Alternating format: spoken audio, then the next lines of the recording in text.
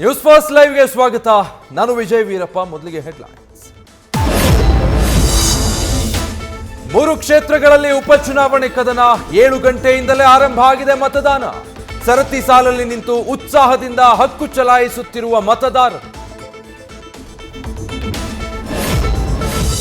ವಯಸ್ಸಾದ್ರೂ ಹಕ್ಕು ಚಲಾವಣೆಯ ಹುಮ್ಮಸ್ಸು ಕುಗ್ಗಿಲ್ಲ. Wheel chair ಮೇಲೆ ಬಂದು ವೋಟ್ ಹಾಕಿದ 70 ವರ್ಷದ ವೃದ್ಧೆ. ತೋರಣಗಲ್ಲಿನ ಜನತಾ ಕಾಲೋನಿ ಬೂತ್ನಲ್ಲಿ ಮತ ಹಾಕಿದ ಶರಣಮ್ಮ.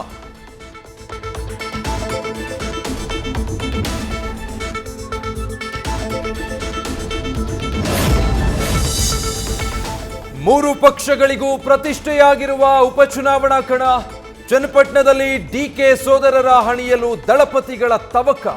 ಸಂಡೂರಲ್ಲಿ ಲಾರ್ಡ್ ವರ್ಸಸ್ ರೆಡ್ಡಿ ಜಿದ್ದಾಜಿದ್ದಿ. ಶಿಗ್ಗಾವಿಯಲ್ಲಿ ಮಾಜಿ ಸಿಎಂ ಬೊಮ್ಮಾಯಿಗೆ ಮಗನ ಭವಿಷ್ಯದ ಪ್ರಶ್ನೆ.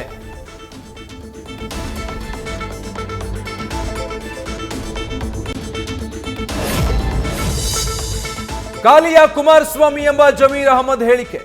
ಸಚಿವರ ಹೇಳಿಕೆಯನ್ನೇ ಅಸ್ತ್ರ ಮಾಡಿಕೊಂಡ ದಳಪತಿಗಳು. ಡೋರ್ ಟು ಡೋರ್ ಕ್ಯಾಂಪೇನ್ನಲ್ಲಿ ಇದನ್ನೇ ಬಳಸಿ ಮತಯಾಚನೆ.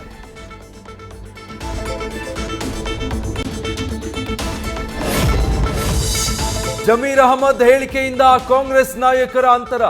ಪ್ರತಿಕ್ರಿಯೆ ನೀಡೋದೇ ಬೇಡ ಅನ್ನೋ ನಿರ್ಧಾರ ವಿಚಾರ ದೊಡ್ಡದು ಮಾಡೋದು ಬೇಡ. ಹೈಕಮಾಂಡ್ ಸಿಎಂ ಗಮನಿಸಿಕೊಳ್ತಾರೆ ಅಂತ ಸೈಲೆಂಟ್.